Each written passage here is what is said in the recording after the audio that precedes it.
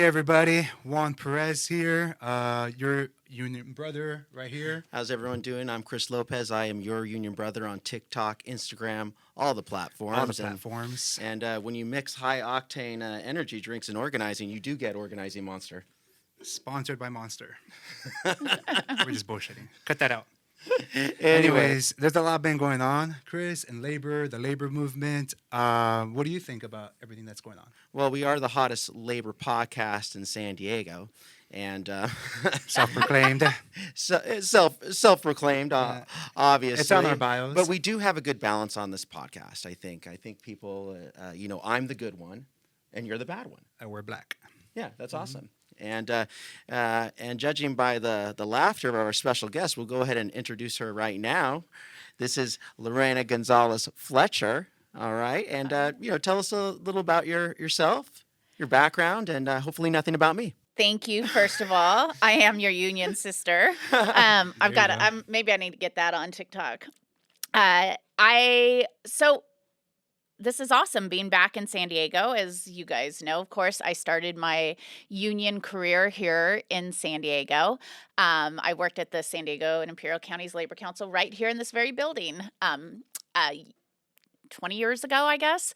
I was a political director there, ended up becoming the secretary treasurer of the Labor Council.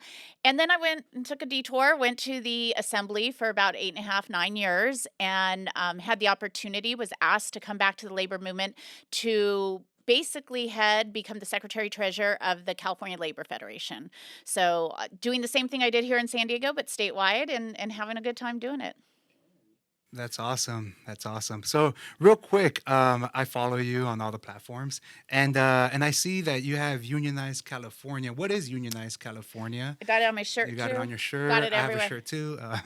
But if you can explain a little bit what it is it a campaign? Is it just a website, or what's going on there? It is the union movement in California. So what we wanted to do, it's been about a year now that I was elected to head the Labor Fed, and we wanted to really think about what we were doing in the Federation. And for those who don't know, maybe somebody's listening to your broadcast who doesn't know what the California Labor Federation is. Sometimes people are like, is that like a government agency? I'm like, Right. no, Has the word absolutely federation. not.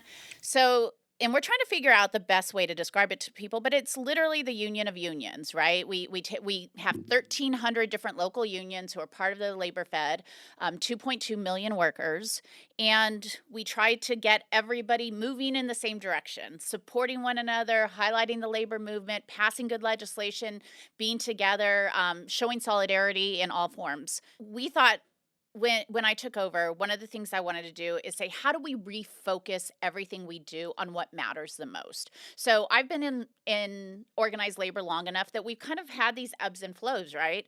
There were times, I'd say in the 2010s, 2009, we were like scared to even say the word union. We were trying to be like, we're for working families, or we're part of the community. And it was because there was a lot of backlash and we weren't embracing exactly what we did. We want to do just the opposite right now. Of course, one of the great things is this is a great time to be in organized labor, right? Everybody wants a union. Literally everyone wants a union.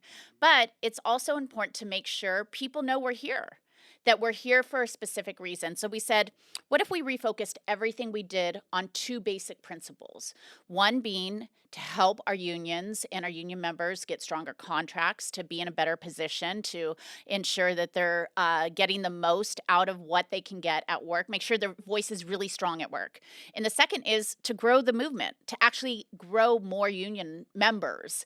We know, of course, as union density goes up, it's good for all of us. It's good for those of us in the union movement, right? It helps with our contracts. It makes us more powerful, but it's also good for workers who don't yet have the opportunity to have a union. A rising tide lifts all boats, and we know that. And so we said, what if we focus everything just on those two principles, right? That's why we're here. And of course, everybody kind of nods their head and says, well, yeah, that sounds right. But are we really doing it, was my question. So, for example, our legislative program in the state capitol, are we looking at every bill that we're thinking about really putting our time and effort into and saying, does this grow the labor movement or help strengthen somebody's contract? And if not, why are we doing it?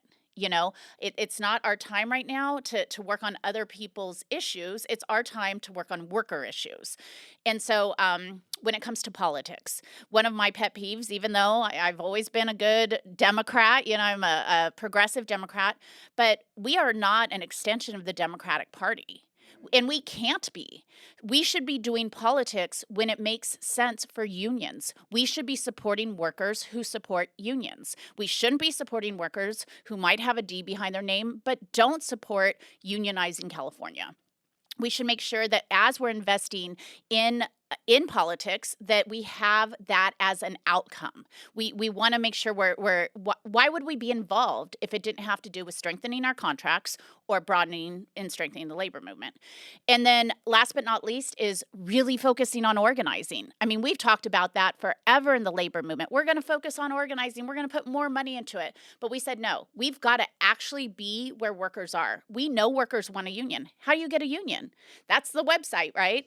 UnionizedCalifornia.org. We want to make sure if a worker wants or is interested in organizing their website, their website, their work site, that we can get them the information that they need in a timely manner to start that process. And we've been able to do that. I think you hit the nail on the head, Lorena, because you're talking about the main thing, kitchen table economics. You're talking about organizing. You're talking about the labor movement. And I always do say on the podcast, the approval of labor unions is 71%. And that's not just one party. Mm-hmm. That's people coming together. And so I have another question. It's like, do you think labor can get back to the density we had in like the 30s or higher? Because right now the density is not where I think it should be. No, it's not. And we're a little spoiled in California. Our union density was one of a few states that actually went up while the rest of the country continues to see their union density go down slightly. But I think we can, and I think we have a responsibility to. And some of it is going to be not allowing the media or others to define this as a moment, right? This is, I latch on and in fact kind of fan the flames on calling things like hot labor summer, or we're talking about, strike November, whatever it was, right? That's fine because we want people to get excited about something. But what's not fine is saying this is a moment. This is a change in fundamentally how workers are viewing themselves coming out of the pandemic and the entry into the workforce of a new generation of workers who realize they're fucked. Do you want me to? You can cuss. Okay, I can cuss. We'll cut it out if you want, but probably not. Probably not. But a whole generation of workers who are like, this whole system is out of whack. How do I unfuck a system? And we, as the labor movement, are the only people there that can do that. We know that. So when you look at those numbers of 71% approval ratings, which is phenomenal, if you look at young people, it's even higher. If you look at that under 30 group, we're sitting about 85, 90%. If it were the next generation. And what we can't do is we can never stop having the excitement, having the opportunity, having the enthusiasm for this movement to build the long-term density. That's awesome. I mean, one of the reasons we started the podcast is, we want to keep the labor movement. You got to put the energy into it. Absolutely. Solidarity, you can say it, but, solidarity is in here. Yeah. It's not just a sign on our backdrop. It isn't a sign. No, it's a verb. Yeah, that's right. So, no, I think you're right. I think all of that is right. We agree with that. We talk about, we just said over and over on the podcast. Our listeners have heard it. They already memorized it. But in your time fighting with labor, because, you've been here for a while with labor, fighting for working people, have you ever seen it so active? Oh, no. I know you just mentioned that, like, in the teens, we were afraid to say union. Why has the tide shifted so much? Do you think it was the pandemic that kind of woke us all up and like highlighted all the systemic issues that we have in society? Or what, and all of a sudden, I think it's cool to be labor. I think like wearing this shirt and going out to the movie is cool. Right. Yeah, I didn't think that. Honestly, when I first started at the Labor Council 5 years ago, my mind wasn't that.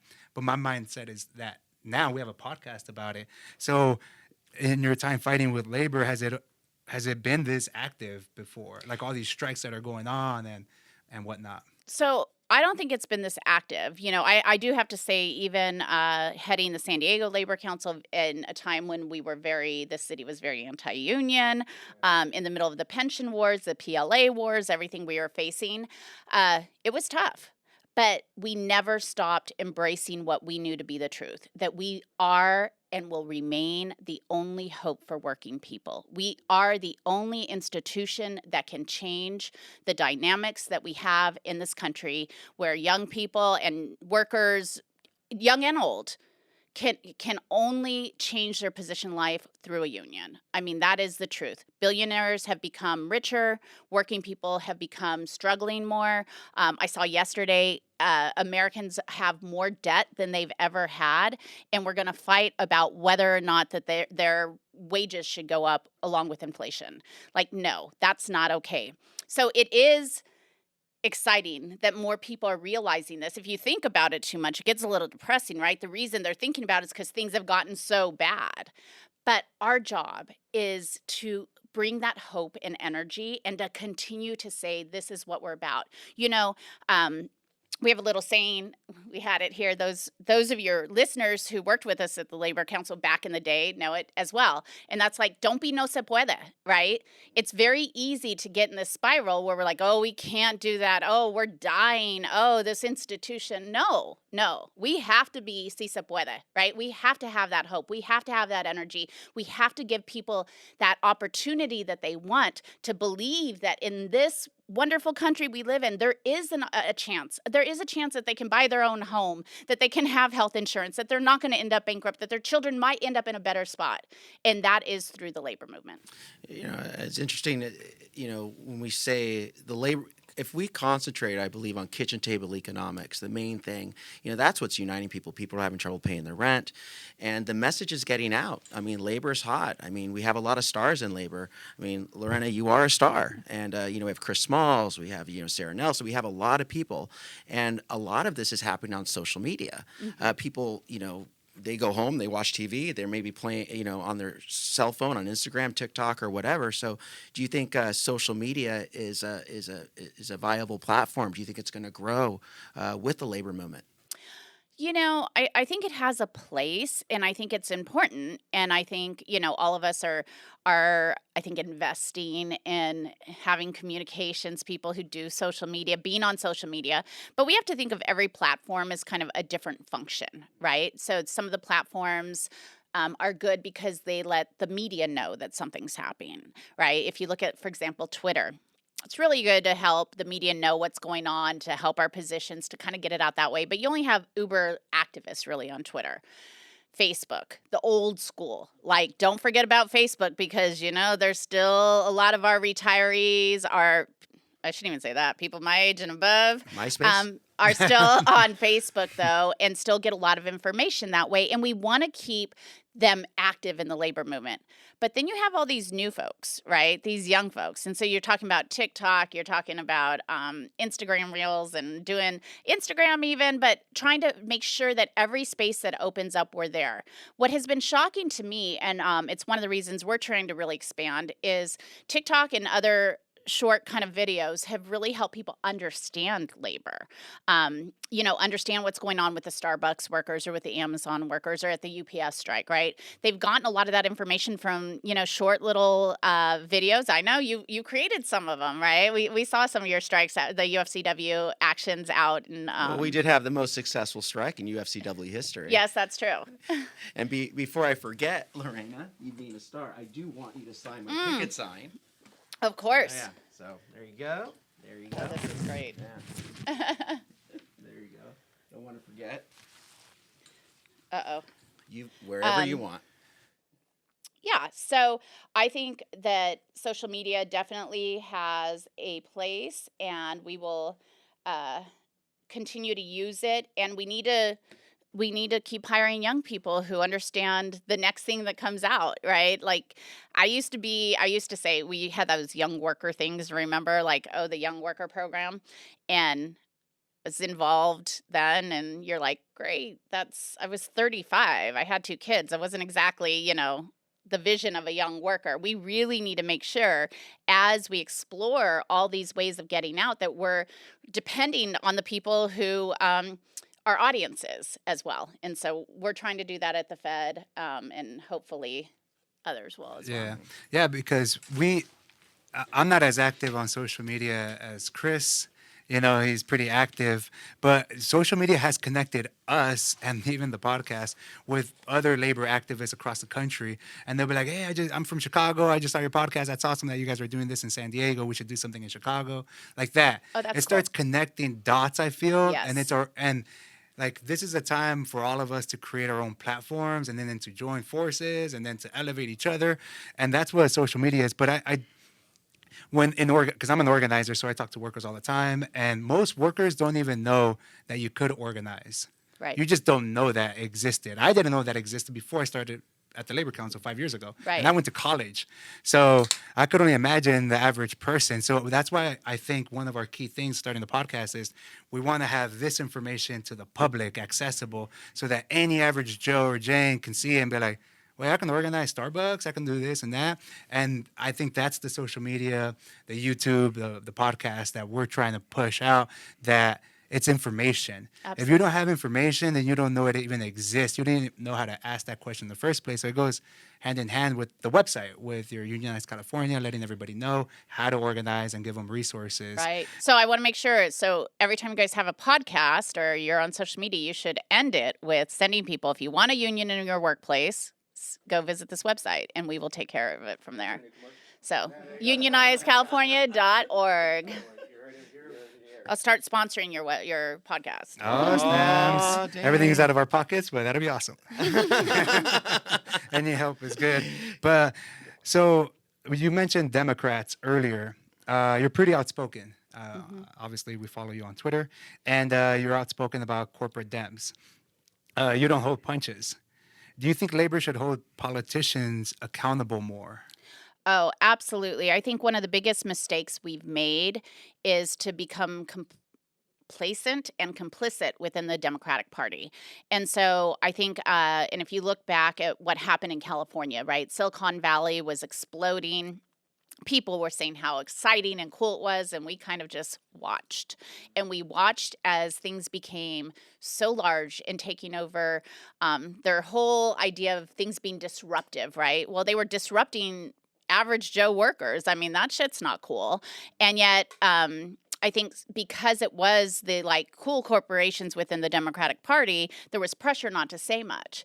And so I think it is important to always take on the corporations and to take on things on behalf of working people. I mean, that's our job. Our job is not to simply get Democrats elected. Now, that being said, I want to be really clear that you can look at the two parties and you can look at the platforms of the party, and it's very clear who supports working people and who doesn't in their platform, in their overall view of humanity, right? Our president, not always perfect. But dude, that guy believes in unions. He's the strongest union president we've ever had. If you look at the NLRB and some of the stuff the NLRB is doing, it is the best decisions we've ever imagined. And so that's important. It's important to point out. Now, I just read an article yesterday that the co-chair of the DNC is from a firm that took millions of dollars from Lyft, right, to actually skirt labor laws in Massachusetts. You know, they're the kind of the fake astroturfing group. It was a PR firm that is trying to suggest that the workers don't want benefits and all this. And I'm thinking that's going to be the chair of our next convention. Well, count me out. I'm not going to go support that. You know, and I think we have to say, hey, we're going to hold people accountable. Are you a Democrat? And you can't be, if I'm going to support a Democrat, I don't want a Democrat who says, yes, I'm pro-choice, I'm pro-equality, all really good things. Me too. I'm pro-environment, but, you know, we should be balanced when it comes to economics. And the crazy thing is, if you look at why we've lost elections in this country, it's because most Americans aren't balanced when it comes to economics. Most believe that workers are getting screwed, Democrats or Republicans. So why are we part of a party that allows people to be like, well, I'm economically conservative? Well, give that shit up. You know, decide who you're with, and we won't blindly follow people, nor should we, if they're not willing to stand with us. I think exactly. You know, you kind of go into my next question. I want to ask you. It's standing in solidarity. You know, it's not just about Republicans, Democrats, Independents, Green Party, or whatever. It's about people coming together. Mm-hmm. And so, what does solidarity mean to you? Solidarity does mean that we're coming together, and importantly, that we're trusting the workers, right? So if workers are out on strike, for example, and I don't know the ins and outs of everybody's contract or why they've chosen to vote to strike or why they're out on the picket line, but I trust them. I'm not crossing that picket line. I'm going to pick up a picket sign and walk with them. Do I need to know every detail about their contract? Do I need to argue with somebody whether they're being reasonable or not? No. Solidarity is I trust the worker. If somebody's trying to organize their workplace, I believe they have a reason they need to do that. In fact, I think most people don't even know the reason sometimes, but we need to go get them and help them share and experience what it is. But having that solidarity, one of the things that I've loved about this last year is seeing solidarity in a way that I think is really staggering. And again, we can go back to, let's go back to like 2010, right? We were having fights here locally in San Diego, public sector and private sector. And you're the person that's upsetting the mayor. And so he's going to take it out on me. And we heard a lot of that in the labor movement, right? Like, well, you still have a pension. I don't. So why do you have a pension? And it was tough. We were constantly trying to keep people together. We were trying to push an agenda. We're not seeing that right now. And I think it's amazing. One of the first examples was when the UC workers went out on strike, right? At first, I was like, oh gosh, who's going to be the first person to say they're just student workers or, not a single union. We got strike sanctioned statewide. Everybody was supportive. Everybody helped them get a good contract at UC. And it was amazing. We saw that with the teachers in the classified in Los Angeles. They classified voted to go out on strike, and the teacher said, we'll honor that. And they knew that by going out, they were going to help the classified workers, the custodians, the bus drivers, the lunch ladies get their contract. And they did. We're seeing it now. I have not heard anyone say who cares about the actors or SAG-AFTRA. Oh, and there was a time when we were being pit against each other. People who maybe had middle-class jobs versus working class, people who were doing a little bit better. But that's not happening. Everybody is supporting one another, and that is what the labor movement is about, and I love to see it. When hotel workers understand that they have more in common with the actor on the picket line than either of them do with the CEOs who are putting them in that position, that's solidarity. Amen. Definitely. Yeah, no, when we went to the convention, the DEM convention in May, and we went to that action out there, the Hollywood action. Yeah, we saw the solidarity. We saw it, like everybody come together. You went up and spoke, and Liz. And it's kind of like, hey, we're out here. We're not on strike yet, but we're out here supporting them because they're going to be out there supporting us.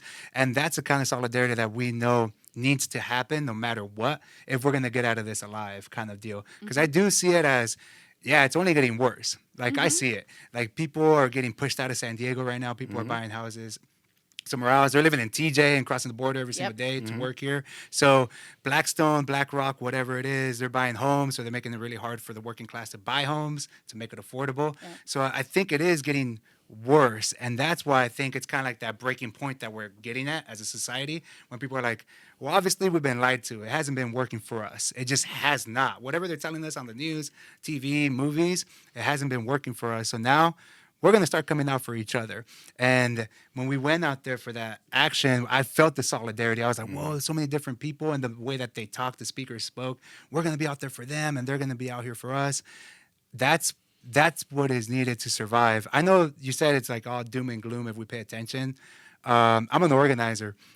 You have to be optimistic, because when you're organizing them, you don't tell them like, we might get a contract, fuck that, we're gonna win this, and we're gonna win, and hold them accountable, and because you need one job to be enough. So you have to be optimistic, but you can't be a salesman and be a liar. So I have to actually have that positive attitude. You have to believe it. I have to believe it to and be it. I think there are a lot of us in the labor movement right now that really believe it. You know, I don't want to say this in a way that sounds, I am actually personally religious, but organized labor is also my religion. You know, there's few things I believe in as much, God and a good union. So for us, though, you have to believe that in order that you can provide that hope for workers who are fighting for it on the front lines. And we have to remind them, too, there's more of us than them. There are more workers than bosses. And the fact that we have been put in this position for decades now to believe that somehow something's going to trickle down, that you have an opportunity yourself to become a billionaire. I'm sorry, you can fanboy Elon Musk all you like, and you're never going to end up with his billions of dollars. That's not happening. You're probably going to go broke trying to trade Tesla stock. So it's time to come together and fight who the enemy is. Yeah, I think people are realizing who they are. When people asked us maybe 20 years ago, what do you do? Well, people say, oh, I work in labor, But now people go up to me and go, hey, what do you do for a living? And I'll go, I'm the baddest, loudest union representative in the country. That's what I tell them, because that's how confident I am with the labor movements, how I'm confident with leadership and what's going on, because right now it is hot, hot, hot. Yeah, definitely. And I say I'm the hottest organizer alive, but whatever. I know Maribel is trying to take that title from me, but we go back and forth. Maribel's pretty hot. I don't know. Yeah, she's good. She's She's got the smart. curly hair going. You got to be careful of a Latina with curly hair and organized labor. And check out her on one of our podcasts. Yeah, she's on the labor panel. But real quick, since now that the economy is doing this, but workers are standing together, people are on strike, UAW is about to take a vote, like 160,000 workers. Do you think we'll ever have another general strike? Do you think we're boiling up to maybe a general strike? What do you think about a general strike? I'm not sure, right? I'm not sure we're there. I don't know if we even need to be, quite frankly, yet, because we have things going on like UPS was possibly going to go on strike, right? We have UAW, the big three, that on September 14th is the date, right? These things are coming up and putting so much pressure because they're so large. We saw it with UC, right? When the UAW student and graduate student researchers went on strike, we know that in different areas, they can grind things to a halt. We're seeing it in Los Angeles right now in the movie industry. We're seeing it in hotels, 100 different hotel locations in LA.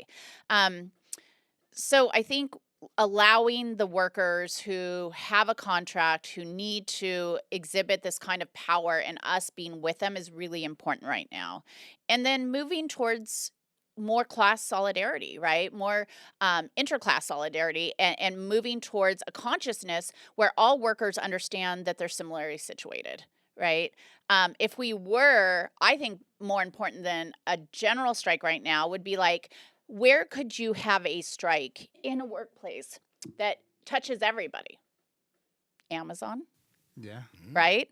I mean, we don't even need it to be a general strike. We need to target our resources and make it work. Because a general strike, this is just me being a little bit realistic. I don't want to be no se puede. If I feel like it's coming, I'll come back and be like, I was wrong. Let's do a general strike. But I think there are just so many opportunities we have to shut down certain industries and to really apply the pressure one-on-one that we should focus on that and give those workers the support they need to be successful in that. Right. Okay. All right. And I think that's true because whenever there's a strike and they're successful, or a threat of a strike like UPS and they're successful, then it becomes a domino effect anyways, because other workers are like, wait, it does work. If we apply that, then it does work. So they're more motivated. Even in a different industry, they're more motivated. So I think right now what's going on is that workers are seeing well, they did it. Why can't we? And then they start questioning their own leadership. I think that's 100% what's happening. And our leadership in organized labor needs to pay attention to that. I have not found a rank and file union member who wants a leader who's, in bed with the employer. Those days of we're being cooperative and we're going to work with you. No, we're going to be demanding and we're going to ask for more. And we see more and more of that, especially from our rank and file, both organized and unorganized. And I think it's time we apply that pressure. Are unions badass? Unions, of course, are badass. Well, what do you think about starting a labor party? I don't know. I mean, I'd rather just hold people accountable in both parties. I know this is weird because I was an assembly member for so long. I'm kind of sour on politics, right? I don't think that the political institutions in this country have really allowed us to achieve. And in fact, if nothing else, it's been a hindrance to us organizing and demanding more. The fact that we live within a system that has rules that, both written and just understood, it's kind of taken away our power. I used to tell people, for example, we've been trying to pass a bill in the state assembly to allow the staff there to unionize, right? And God, I think we'll get it this year. I think, fingers crossed, we're at the final line of getting it this year. And this is a bill that I tried 3-4 times and failed last year, and then I think this year we'll get it. But last year I was so frustrated, and I was saying, and this is the truth, like, you don't need a bill to organize. You don't need a bill. You don't need permission to have a union in your workplace, right? We don't need to work within what we've been told is the system. Last year, I was really proud of the Labor Federation. We did something we've never done. Because of the way we have those jungle primaries, we had a seat that was Republican on Republican. Now, normally we just walk away from it. Like, come on. We just spend money in Democratic seats. But this was a situation where you had a Republican Assembly member, Tom Lackey, who had, I think, the most solid voting record of any Republican in the Assembly, against a guy, because they'd been drawn into a district together with a 0 for labor. He was anti-union. In fact, he was attacking Tom Lackey in the primary because Tom Lackey had a pension. He had been a public employee. There was this anti-union stuff going on. It's a district in California. They're still Dems. They're still union members. And we said, maybe we throw out this idea that we care about you being perfect, right? I want the people who care about us the most, so people who believe in unions. And we invested in that race. It was supposed to be very tight. Tom Lackey won by 15 percentage points. And he turns around. He's, an assembly member. He co-authored the staff unionization bill. He co-authored the bill to have autonomous vehicles have to have a safety operator. He has actually championed labor legislation that makes sense. I mean, not every piece, but I was like, why have we allowed ourselves to say the party system or this two-party system? And even, I'm not saying, I would be afraid that a Labor Party was just another thing we're sending all of our money to and playing politics, rather than focusing on what's more important. Every dollar we spend on politics, we should ask ourselves, unless that's going towards organizing or strengthening contracts, we should be spending it on organizing and strengthening contracts. Right. Yeah, and I mean, the NLRA didn't get signed until the 1930s, but workers were organizing beforehand. They were going on strike before that time. Well, I mean, we were doing better even before Exactly. before they institutionalized it in law, right? And so in some ways, I would like to get back to figuring out how we challenge the system completely and not work within the system always. Yeah, I always say that too. We shouldn't be investing more in organizing, because in organizing, you empower workers to take everything by the horns no matter what. If they're empowered at the workplace, they take it by the horns, they get a better contract, they get a pension and health care, then they're more educated overall, they're better off, they're healthier. They don't need to be working 2 or 3 jobs so they can focus on other things at home. But they know that they can trust the union at that point, which is themselves. And they're just more educated. They're more involved in politics after that. They take it from the unions, like the recommendations. So I think that within itself is the force, is organized workers. It's not politics. Politics is just something that's there. That's all it is. It's just a weapon or a tool that we can use every once in a while. But even if laws get passed, like with the NLRA and the NLRB, doesn't mean it gets enforced anyways on the back end. You're speaking my language. One of the things we've been focused on this year is enforcement. California has some of the best labor laws in the U.S., a lot of which I passed over the last 8 years. Hey. I mean, we have done an incredible job. It doesn't matter if they're not enforced. Right. And that IATSE knows better than anyone. Right. We pass AB 5. You're not supposed to, 1099 workers who aren't who are actually employees, and if they're not employees, they can't be unionized. And you know that we still have stagehands running around at shows who, are going to get a 1099 at the end of the night, right? And until we have enforcement of the labor laws we passed, and some of that has to come from internal enforcement, the union itself bringing it up, the workers themselves knowing their rights and being able to express their rights. Absolutely. It's just the law is just a piece of paper. You have to bring it alive. Like you bring solidarity alive. You bring the focus on kitchen table economics. You bring the focus on the labor movement, organizing, Unionize California, the energy that we put into the system. And we put energy into the system, we'll get something back. Definitely. Scab. Is it all right to use that term? Oh, yeah. Well, is that a question? It's not a polite term because it's not a polite thing to do. Right. So, if people don't want to be called a scab, don't scab. Right. Absolutely. I think people who are who question that term have never run a picket line, maybe have never been on a picket line. I mean, I've run picket lines in the snow. I've run them in El Centro. I've run them in San Diego. And, anyone who crosses a picket line, well,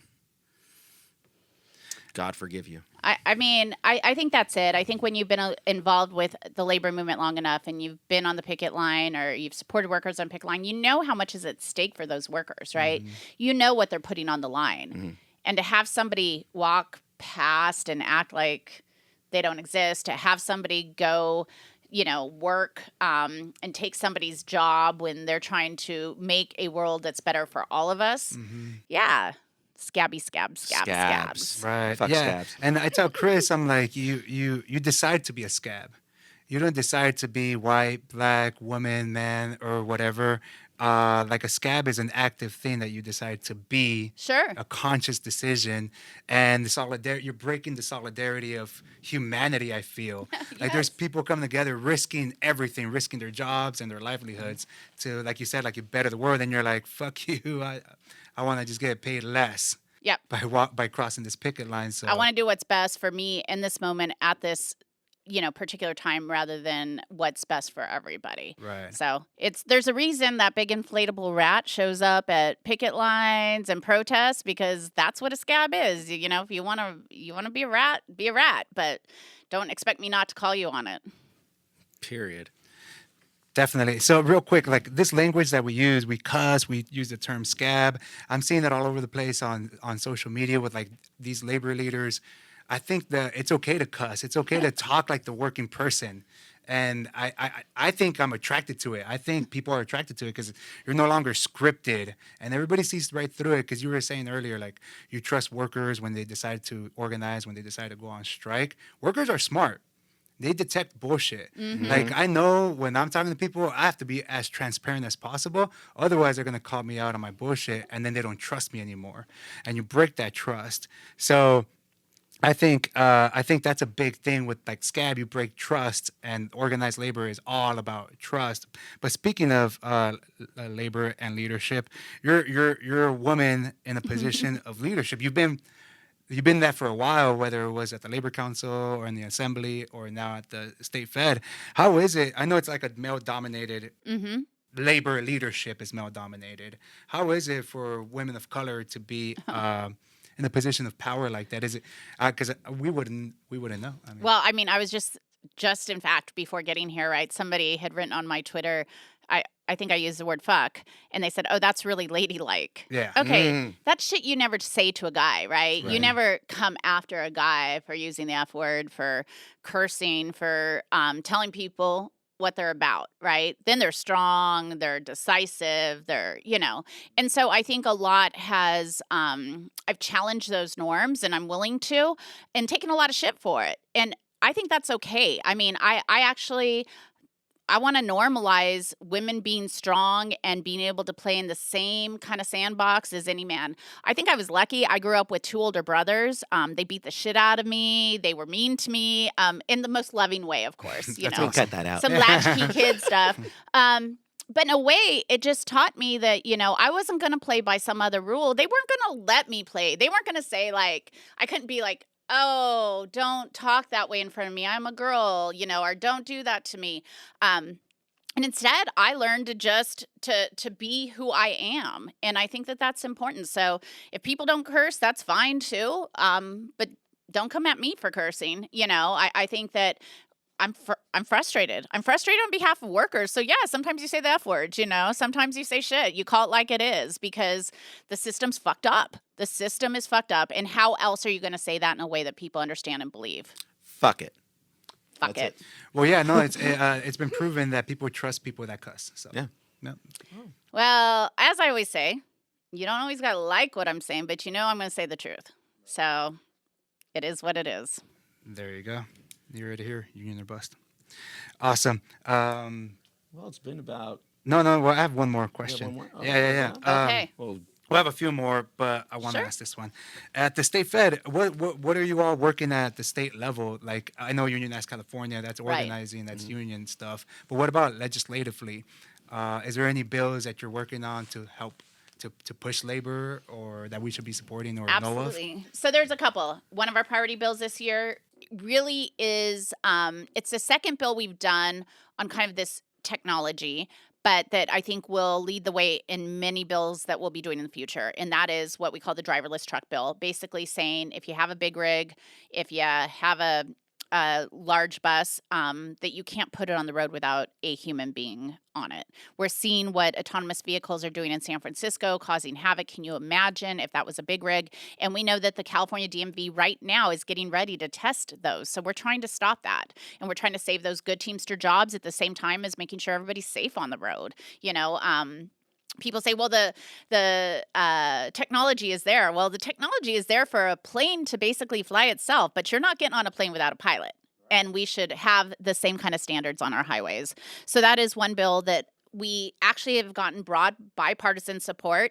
It's going to come down to the governor. It's going to come down to the governor who I think sometimes probably has spent more time at cocktail parties with tech bros than he has with Teamsters who drive trucks.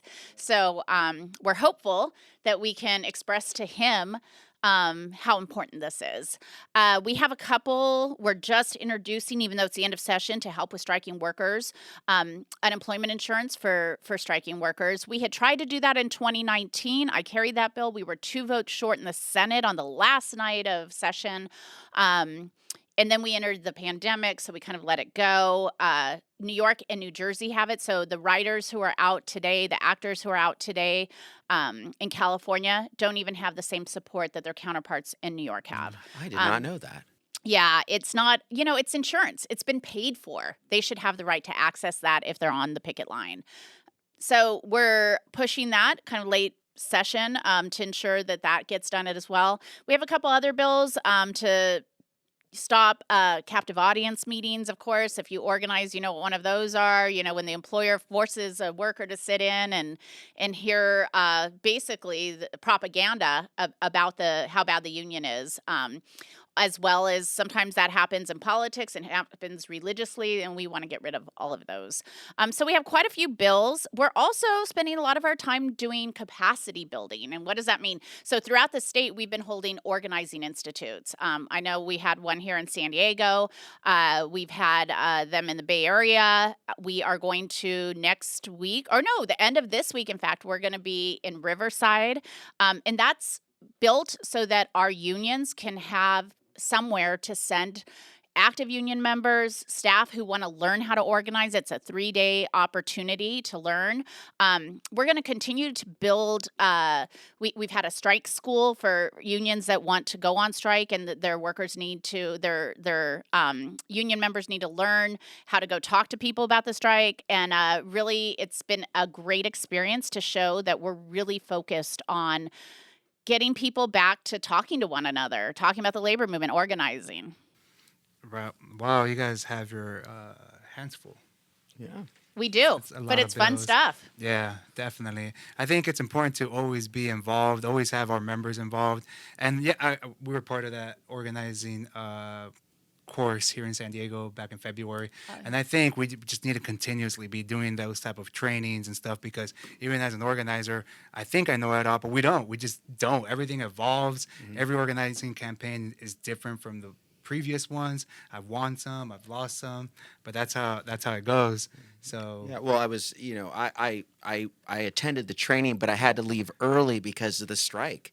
Oh, that's But right. I was able to get some of the information, and I used that to help That's awesome. motivate the workers. So it's you don't organizers, get a lot of credit for organizing, but union representatives, we definitely have to organize. We do internal all right, organizing. Chris, Right. it's not a competition, Yeah. Chris. Anyway, trying to Jesus one up. Christ. Anyway, Well, I Hey. thought it was fun too. I mean, having gone to a few of them is watching the solidarity between the different unions, right? You have, a union rep for UFCW sitting next to an organizer for the plumber, sitting next to an active union member and the teachers. You can all learn from one another, maybe something that somebody's union does, somebody else's doesn't. And that's one of the things we're trying to ensure too. And then the exciting part is when we get them mixed up like this. For example, we had a training for a strike school in LA. You had electricians coming out to support the art teachers who were going on strike because they'd been to strike school together. And so it really does give them a better understanding because throughout that training process, they're learning somebody else's issues. They're like feeling it. They want to be there for them. And so that's part of what we do. yeah, we learn from each other. That's right, solidarity. So yeah, I'm just a mom, right? I want everybody to get along. We're all important. yeah. No, I think it's important it's for our rank and file to meet other rank and file from different unions, different trades, because it humanizes that teacher, the firefighter, Right. the plumber, the electrician. Because now it's like, oh man, you guys have to, and it also draws parallels. Like, wait, you have the same issue that I had. I thought teachers had it all good and they were getting paid good, but so it really starts humanizing it, and then they bring that back to their union, their local, their friends, their family, and they sympathize and empathize with each other. But cool. Well, we've had you for about an hour, and any last words, Lorena, before we let you go and we put a bow on this? No, I just, thank you for doing this. Keep beating that drum, letting people know about the union movement, letting them know that they can, if they want a union in the workplace, they can go to unionizecalifornia.org and we will help them find the appropriate union organizer, and just keep highlighting it. I mean, nothing is more important than getting that word out, and this is one of many ways. So thank you. Thank you for having me. Cool. One hot labor summer. Hot labor summer. Oh, there you go. We're guilty of it. That's all right. We're about to transition to